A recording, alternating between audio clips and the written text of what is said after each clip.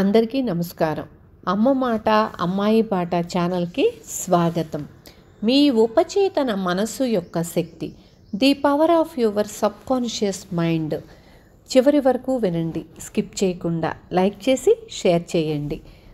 మొదలు పెట్టుకుందామా? కేంద్రీకరించిన ధ్యానం.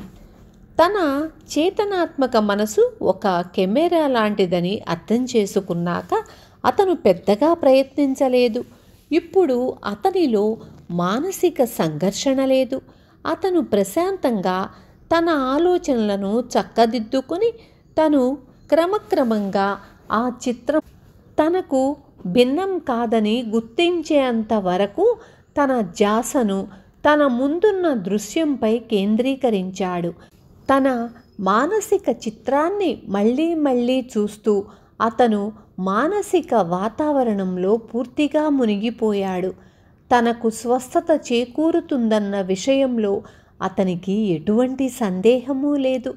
ఎప్పుడైనా తాగాలనే అతనికి కోరిక కలిగినప్పుడు అప్పుడు అతను తాగాలి అనుకున్న ఆలోచనను నుంచి తన కుటుంబంతో ఇంట్లో ఉన్నట్లు భావించే ఆలోచనల దిశకు మళ్లించేవాడు. అతడు జయించగలిగాడు. ఎందుకంటే తన మనసులో వికసింపచేస్తున్న ఊహా చిత్రాన్ని అతను ఎంతో ఆత్మవిశ్వాసంతో అనుభవించాలని ఆశించాడు కనుక. ఈనాడు అతను ఒక పెద్ద వాణిజ్య సంస్థకు అధ్యక్షుడిగా ఉన్నాడు.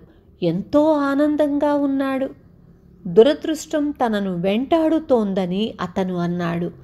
మిస్టర్ బ్లాక్ యొక్క ఏడాది సంపాదన $20,000. కానీ గత 3 నెలలుగా అన్ని ద్వారములు మూయబడ్డాయి. అతనికి ఎంతోమంది క్లయింట్లు పరిచయమై వారు ఒప్పందంలో సంతకం పెట్టే వరకు పోయి చివరి క్షణంలో ఆగిపోతోంది. ఏదో ఒక దురదృష్టం తనని వెంటాడుతోందని అతను అన్నాడు.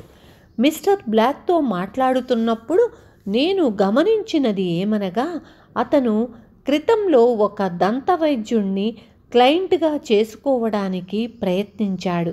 కానీ చివరి గడియలలో అతడు ఒప్పందంలో సంతకం పెట్టడంలో వెనుకాడాడు. దానితో అతనికి ఆ దంతవైద్యుడి మీద విసుగు, కోపము వచ్చింది. అప్పటి నుంచి అతను ఇతర క్లయింట్లు ఇలాగే చేస్తారని ఒక తెలియని భయంతో తనకు తానే నిరాశ, శత్రుత్వం, అడ్డంకులు కలగచేసుకున్నాడు.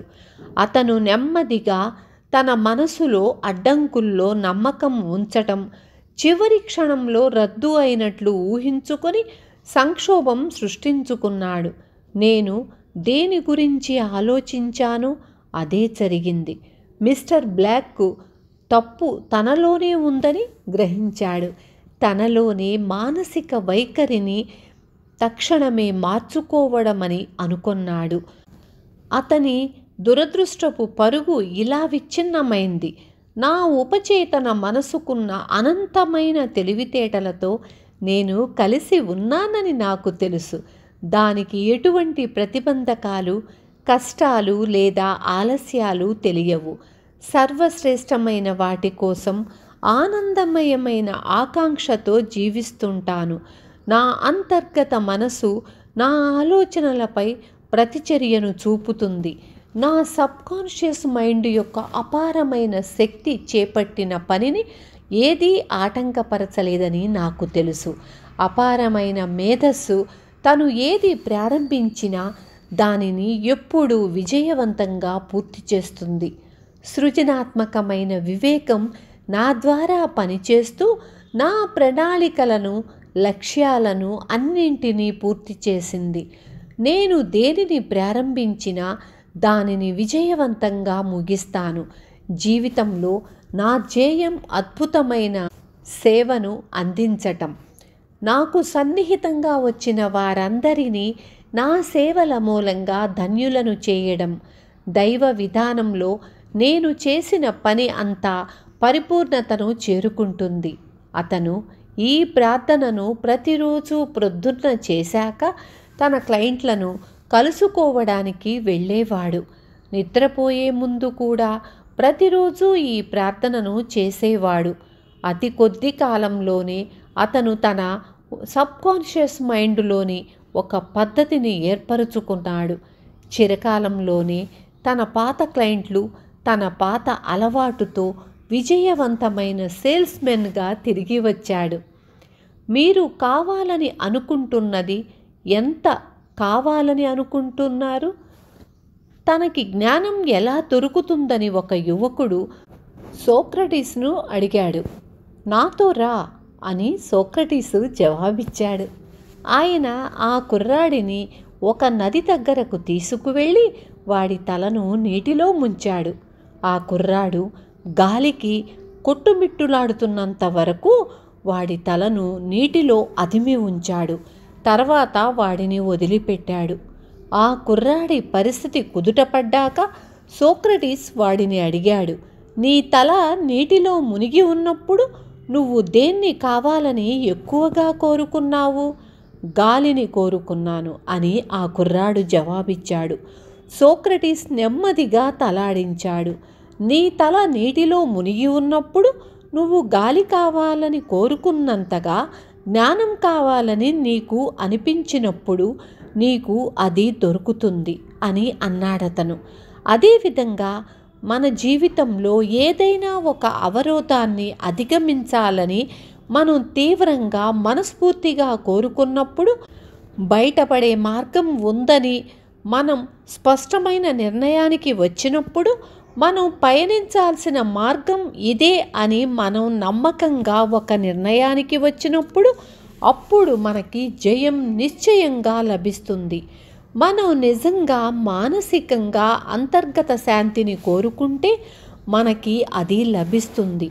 మనతో ఎవరైనా అన్యాయంగా ప్రవర్తించినా, మన బాస్ మనతో అనుచితంగా వ్యవహరించినా, లేదా ఎవరో నీచుడు మనతో దరిద్రంగా వ్యవహరించినా మరేం పర్వాలేదు.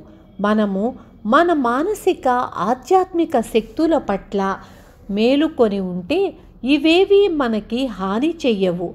మనకేం కావాలో మనకి తెలుసు. మనం నిశ్చయంగా ద్వేషం, కోపం, శత్రుత్వం, దుర్భావన లాంటి దొంగలు అంటే ఆలోచనలు మన శాంతి, సద్భావన, స్వస్థత, సంతోషాలను అపహరించకుండా చూసుకుంటాము. మన ఆలోచనలు మన జీవితంలోని లక్ష్యం ఒక్కటే అని తక్షణం గుర్తించగలగటాన్ని ఒకసారి మనం నేర్చుకున్నప్పుడు ప్రజలు, పరిస్థితులు, వార్తలు, సంఘటనలు మనల్ని చికాకుపరచలేవు. శాంతి, స్వస్థత, స్ఫూర్తి, సద్భావన, సమృద్ధి మన లక్ష్యంగా ఉండాలి. అప్పుడు మనలో ఒక శాంతి అనే నది ప్రవహిస్తోందని భావించాలి. మన ఆలోచన అశరీరి అయిన అదృశ్య శక్తి. అది మనకు శుభాశీస్సులు, స్ఫూర్తి, శాంతిని ఇవ్వాలని కోరుకోవాలి మనం. విన్నారు కదా? రేపు మళ్ళీ వస్తాను మీకోసం, మన కోసం. Thank you.